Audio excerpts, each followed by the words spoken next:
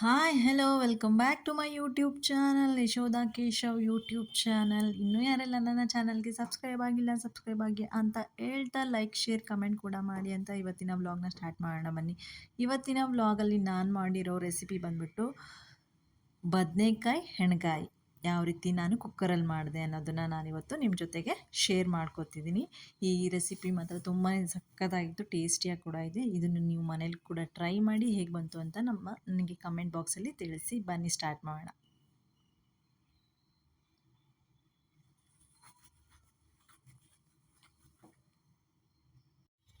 ನಾನಿಲ್ಲಿ ಈರುಳ್ಳಿ, ಟೊಮ್ಯಾಟೊ, ಸ್ವಲ್ಪ ಕೊತ್ತಂಬರಿ, ಒಂದು ಚಮಚ ಹಸಿಶುಂಠಿ ಬೆಳ್ಳುಳ್ಳಿ ಪೇಸ್ಟ್ನ ತೊಗೊಂಡಿದ್ದೀನಿ. ಇದಾದಮೇಲೆ ನಾನಿಲ್ಲಿ ಮುಳುಗಾಯಿ, ಇದಕ್ಕೆ ನಾವಿಲ್ಲಿ ರಾಂಪುರದ ಮುಳುಗಾಯಿ ಅಂತ ಕರಿತೀವಿ. ನೀವೇನಂತ ಕರಿತೀರಾ ಅಂತ ನನಗೆ ಕಮೆಂಟ್ ಮುಖಾಂತರ ತಿಳಿಸಿ. ನಾನು ಫ್ರೆಶ್ ಆಗಿರೋವಂಥ ಮುಳುಗಾಯಿನ ತೊಗೊಂಡಿದ್ದೀನಿ. ಇದನ್ನು ನಾನಿಲ್ಲಿ ಅದ್ರ ತೊಟ್ಟು ಬರುತ್ತಲ್ಲ ಅದನ್ನು ನಾನಿಲ್ಲಿ 1/4 ಇಂಚಷ್ಟು ಉಳಿಸ್ಕೊಂಡು ಮಿಕ್ಕಿದೆಲ್ಲ ಕಟ್ ಮಾಡಿ ತೆಗ್ದಿದ್ದೀನಿ. ಹಾಗೆ ಉಲ್ಟಾದಿಂದ ನಾನಿಲ್ಲಿ 4 ಹೋಳಾಗಿ ಪೀಸ್ ಹಾಕಿ ಫುಲ್ ಓಪನ್ ಮಾಡದೆ ಕಟ್ ಮಾಡ್ದೇ ನಾನು ಅದೇ ರೀತಿ ಬಿಟ್ಬಿಟ್ಟು ಈ ರೀತಿಯಾಗಿ ಕಟ್ ಮಾಡ್ತಾಯಿದ್ದೀನಿ.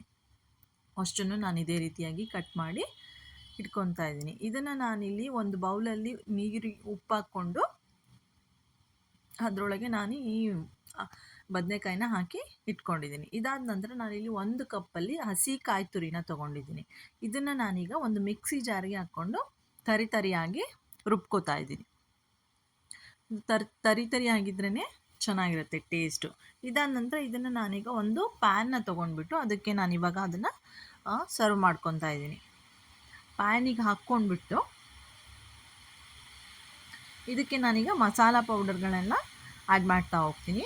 ನಾನಿಲ್ಲಿ 1.5 ಚಮಚದಷ್ಟು ಖಾರದ ಪುಡಿ ತೊಗೊಂಡಿದ್ದೀನಿ. 1 ಚಮಚದಷ್ಟು ಸಾಂಬಾರಿಗೆ ನಾವು ಯೂಸ್ ಮಾಡ್ತೀವಲ್ಲ ಆ ಸಾಂಬಾರು ಪುಡಿ ತೊಗೊಂಡಿದ್ದೀನಿ. ಹಾಗೆ 1 ಚಮಚದಷ್ಟು ಧನಿಯಾ ಪುಡಿನ ತೊಗೊಂಡಿದ್ದೀನಿ. ಅರ್ಧ ಕೆಜಿಯಷ್ಟು ನಾನಿಲ್ಲಿ ಮುಳುಗಾಯಿನ ತೊಗೊಂಡಿದ್ದೀನಿ. ಇದಕ್ಕೆ ನಾನಿಲ್ಲಿ 2 ಚಮಚದಷ್ಟು ಶೇಂಗಾ ಪುಡಿನ ಹುರಿದುಬಿಟ್ಟು ಪುಡಿ ಮಾಡಿಟ್ಕೊಂಡಿರೋದು ಹಾಕ್ತಾ ಇದ್ದೀನಿ, ಶೇಂಗಾ ಬೀಜನ.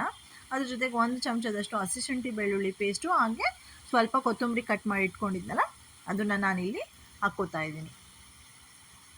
ಇದನ್ನೆಲ್ಲ ಹಾಕ್ಬಿಟ್ಟು ನಾನೀಗ ಸ್ವಲ್ಪ ಮಿಕ್ಸ್ ಮಾಡ್ತಾ ಇದ್ದೀನಿ. ನೀಟಾಗಿ ಮಿಕ್ಸ್ ಮಾಡಿಕೊಳ್ಬೇಕು. ಸೊ ಇದಕ್ಕೆ ನಾನಿಲ್ಲಿ ರುಚಿಗೆ ತಕ್ಕಷ್ಟು ಉಪ್ಪು ಸಹ ಇವಾಗಲೇ ಹಾಕ್ಕೋತಾ ಇದ್ದೀನಿ. ನಮಗೆ ಎಷ್ಟು ರುಚಿಗೆ ಬೇಕು ಅಷ್ಟು ಉಪ್ಪನ್ನ ಹಾಕ್ಕೊಂಡು ಸ್ವಲ್ಪ ನೀರನ್ನ ಹಾಕ್ಕೊಂಡು ನಾನೀಗ ಭಾಳ ತೆಳು ಮಾಡ್ಕೋಬಾರ್ದು ಮಿಕ್ಸ್ಚರ್ನ, ಸ್ವಲ್ಪ ಮೆದು ಮಾಡ್ಕೊಂಡ್ಬಿಟ್ಟು ನಾವೀಗ ಮಿಕ್ಸ್ ಮಾಡಿಕೊಂಡು ರೆಡಿ ಮಾಡ್ಕೋಬೇಕು. ಈ ಮಸಾಲ ನೋಡ್ಕೋಬೇಕು, ತುಂಬ ತೆಳ್ಳಗಾದರೆ ಚೆನ್ನಾಗಿರಲ್ಲ, ಎಲ್ಲ ಮಸಾಲೆ ಎಲ್ಲ ಕರ್ಗೋಗಿ ಇದ್ರೊಳಗೆ ಪ್ಯಾನ್ ಒಳಗೆ ಹೋಗ್ಬಿಡುತ್ತೆ. ಸೊ ಅದಕ್ಕೋಸ್ಕರ ನಾವೀಗ ಭಾಳ ತೆಳ್ಳಗೆ ಮಾಡ್ದೇ ಸ್ವಲ್ಪ ಗಟ್ಟಿಯಾಗಿ ಇರೋ ಥರ ಮಿಕ್ಸ್ ಮಾಡಿಕೊಂಡು ಎತ್ತಿಟ್ಕೋಬೇಕು. ಇದಾದ ನಂತರ ನಾನೀಗ ಏನು ತೊಳ್ಕೊಂಡು ಎತ್ತಿಟ್ಕೊಂಡಿರೋ ಮುಳುಗಾಯಿಗೆ ಈ ಒಂದು ಮಸಾಲೆನ ನಾನು ತುಂಬ್ಕೋಬೇಕು. ಸೊ ಈ ರೀತಿಯಾಗಿ ನೀವು ತುಂಬ್ಕೋಬೇಕು ನೀಟಾಗಿ. ಪ್ರತಿಯೊಂದಕ್ಕೂ ಸಹ ಇದೇ ರೀತಿಯಾಗಿ ನಾನು ತುಂಬಿಕೊಂಡು ಎತ್ತಿಟ್ಕೋತಾ ಇದ್ದೀನಿ. ಈ ರೀತಿಯಾಗಿ ನಾನು ರೆಡಿ ಮಾಡಿಕೊಂಡು ಉಳಿದಿರೋ ಮಸಾಲೆನೂ ಸಹ ಹಾಗೆ ಎತ್ತಿಟ್ಕೊಂಡಿದ್ದೀನಿ. ಇದಾದ ನಂತರ ನಾನಿಲ್ಲಿ ಕುಕ್ಕರಲ್ಲಿ ಮಾಡ್ತಾಯಿದ್ದೀನಿ. ಇವತ್ತಿನ ಸ್ಪೆಷಲ್ ಏನು ಅಂದರೆ ಕುಕ್ಕರಲ್ಲಿ ಮಾಡ್ತಾಯಿದ್ದೀನಿ. ಸೊ ನಾನಿಲ್ಲಿ ಸ್ವಲ್ಪ ಎಣ್ಣೆನ ಹಾಕ್ಕೋತಾ ಇದ್ದೀನಿ. ಅದ್ರ ಜೊತೆಗೆ ನಾನಿಲ್ಲಿ ತುಪ್ಪನೂ ಸಹ ಹಾಕ್ಕೋತಾ ಇದ್ದೀನಿ. ಟೇಸ್ಟ್ ತುಂಬಾ ಚೆನ್ನಾಗಿರುತ್ತೆ. ಸೊ ತುಪ್ಪ ಇಲ್ಲ ಅಂದರೆ ನೀವು ಎಣ್ಣೆನೇ ಕಂಪ್ಲೀಟಾಗಿ ಹಾಕ್ಕೋಬೋದು. ಸ್ವಲ್ಪ ಎಣ್ಣೆ ತುಪ್ಪ ಸ್ವಲ್ಪ ಜಾಸ್ತಿ ಇರಬೇಕು ಈ ಎಣ್ಣೆಗಾಯಿ ಮಾಡಲಿಕ್ಕೆ. ನಾವು ನಾರ್ಮಲಾಗಿ 3 ಚಮಚ ಹಾಕಿದರೆ 1 ಚಮಚ ಜಾಸ್ತಿ, ಈ ರೀತಿಯಾಗಿ.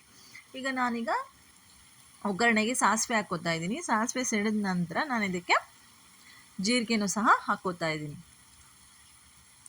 ಜೀರಿಗೆ ಪೌಡ್ರ್ ಇದ್ದರೆ ಜೀರಿಗೆ ಪೌಡ್ರೂ ಸಹ ನಾವು ಮಸಾಲೆಗೆ ಮಿಕ್ಸ್ ಮಾಡ್ಕೋಬೋದು. ಜೀರಿಗೆ ಸಾಸಿವೆ ಸಿಡಿದ ನಂತರ ನಾನು ಇದಕ್ಕೆ 2 ಮೀಡಿಯಮ್ ಸೈಜ್ ಈರುಳ್ಳಿನ ಚಿಕ್ಕದಾಗಿ ಕಟ್ ಮಾಡಿ ಎತ್ತಿಟ್ಕೊಂಡಿದ್ದೀನಿ. ಅದನ್ನು ನಾನಿವಾಗ ಒಗ್ಗರಣೆಗೆ ಹಾಕ್ಕೋತಾ ಇದ್ದೀನಿ. ನಾನು 2 ಮೀಡಿಯಮ್ ಸೈಜ್ ಈರುಳ್ಳಿನ ತೊಗೊಂಡಿದ್ದೀನಿ. ಅದನ್ನು ತುಂಬ ಚಿಕ್ಕದಾಗಿ ಕಟ್ ಮಾಡಿ ಇಟ್ಕೊಂಡಿದ್ದೀನಿ. ಇದು ತುಂಬಾ ಬೇಯಬೇಕು, ಫುಲ್ಲು ಸಾಫ್ಟಾಗಿ ಬೇಯೋ ಥರ ನಾವು ಇದನ್ನು ಬೇಯಿಸ್ಕೋಬೇಕು. ಇದಕ್ಕೆ ನಾನೀಗ ಹಿಂಗು ಕೂಡ ಹಾಕ್ಕೊಂಡೆ ಒಗ್ಗರಣೆಗೆ. ಫುಲ್ ಮೆತ್ತಗಾಗುವಷ್ಟು ನಾವು ಈರುಳ್ಳಿನ ಬೇಯಿಸ್ಕೋಬೇಕು. ಇದಾದ ನಂತರ ನಾನು ಇದಕ್ಕೆ ಇದು ನೀಟಾಗಿ ಬೆಂದಾದ ನಂತರ ನಾನು ಇದಕ್ಕೆ ಟೊಮ್ಯಾಟೊನೂ ಕೂಡ 2 ಮೀಡಿಯಮ್ ಸೈಜ್ ಟೊಮ್ಯಾಟೊನ ತಗೊಂಡು ಚಿಕ್ಕದಾಗಿ ಹೆಚ್ಚಿ ಇಟ್ಕೊಂಡಿದ್ದೀನಿ. ಇದನ್ನು ಕೂಡ ನಾವು ತುಂಬ ಮೆತ್ತಗಾಗುವಷ್ಟು ಬೇಯಿಸ್ಕೋಬೇಕು.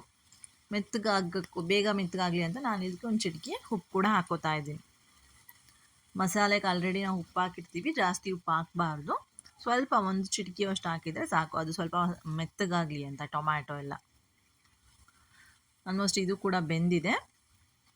ಈ ರೀತಿಯಾಗಿ ಫುಲ್ಲು ಮೆತ್ತಗಾಗಿದೆ. ಈಗ ನಾನು ಏನು ತುಂಬಿಕೊಂಡು ಬದನೆಕಾಯಿ ಎತ್ತಿಟ್ಕೊಂಡಿದ್ದೀನೋ ಮಸಾಲೆ ಎಲ್ಲ ತುಂಬಿಕೊಂಡು ಅದನ್ನು ನಾನು ಒಂದೊಂದಾಗಿ ಇದರೊಳಗೆ ಹಾಕೋತಾ ಹೋಗ್ತೀನಿ. ಒಂದೊಂದಾಗಿ ಇದರೊಳಗೆ ಹಾಕ್ಕೊಂಡಾದ್ಮೇಲೆ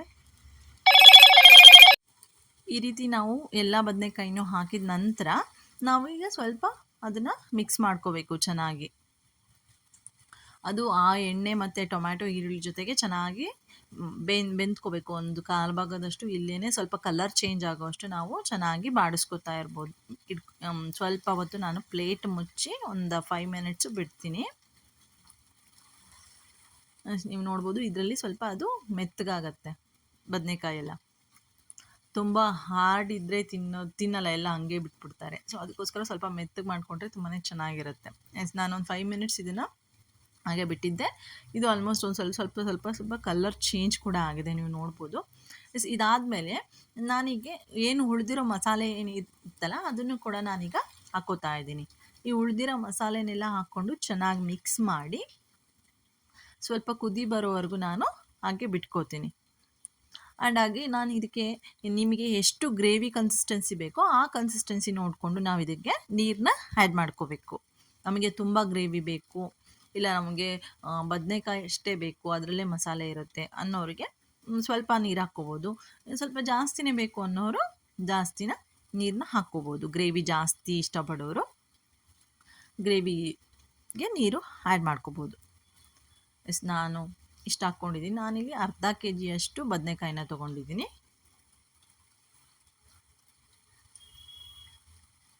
ಇದನ್ನು ನಾವು ಸ್ವಲ್ಪ ಹಂಗೆ ಕುದಿಲಿಕ್ಕೆ ಬಿಟ್ಟು ಸ್ವಲ್ಪ ನಂತರ ನಾನು ಇದನ್ನು ಲಿಡ್ನ ಕ್ಲೋಸ್ ಮಾಡ್ತೀನಿ. ನಾವಿಲ್ಲಿ ಲಿಡ್ನ ಕ್ಲೋಸ್ ಮಾಡಿಬಿಟ್ಟು ಏನು ವಿಷಲ್ ಬರಲೇಬೇಕು ಅನ್ನೋ ಅವಶ್ಯಕತೆ ಇಲ್ಲ. ಜಸ್ಟ್ ಅದು ಒಂದು ವಿಷಲ್ ಬರೋಕ್ಕಿಂತ ಮುಂಚೆ ನಾವು ಅದನ್ನು ಸ್ಟವ್ನ ಆಫ್ ಮಾಡಿಬಿಟ್ಟು ನಾವು ವಿಷಲ್ನ ಎತ್ತೆಕ್ಕೋಬೋದು. ಅದು ಬೇಗನೆ ಬೆಂದೋಗುತ್ತೆ. ಆಲ್ಮೋಸ್ಟ್ ನಾನು ವಿಷಲ್ ಬರೋಕ್ಕಿಂತ ಮುಂಚೆನೇ ಆಫ್ ಮಾಡಿಕೊಂಡೆ. ಏನು ಕಂಪ್ಲೀಟಾಗಿ ಬೆಂದೋಗಿದೆ, ತುಂಬಾ ಚೆನ್ನಾಗಿದೆ. ನೀವು ನೋಡ್ಬೋದು, ನಾನಿನ್ನೂ ಕುದೀತಾ ಇದೆ, ಆವಾಗಲೇ ಓಪನ್ ಮಾಡಿದ್ದೀನಿ.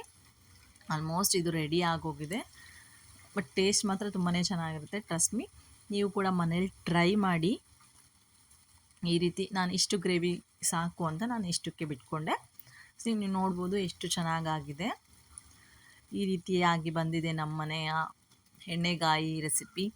ಐ ಹೋಪ್ ಈ ವಿಡಿಯೋ ನಿಮಗೆಲ್ಲ ಇಷ್ಟ ಆಗಿದೆ ಅಂತ ಭಾವಿಸ್ತಾ ಇವತ್ತಿನ ವ್ಲಾಗ್ನ ನಾನು ಇಲ್ಲಿಗೆ ಎಂಡ್ ಮಾಡ್ತಾ ಇದ್ದೀನಿ. ಆ್ಯಂಡ್ ನೆಕ್ಸ್ಟ್ ಇನ್ನೊಂದು ಒಳ್ಳೆ ರೆಸಿಪಿ ಜೊತೆ ನಾನು ನಿಮ್ಮನ್ನು ಭೇಟಿ ಆಗ್ತೀನಿ. ಅಲ್ಲಿವರೆಗೂ keep watching Yashoda Keshav YouTube channel. Bye ಬಾಯ್.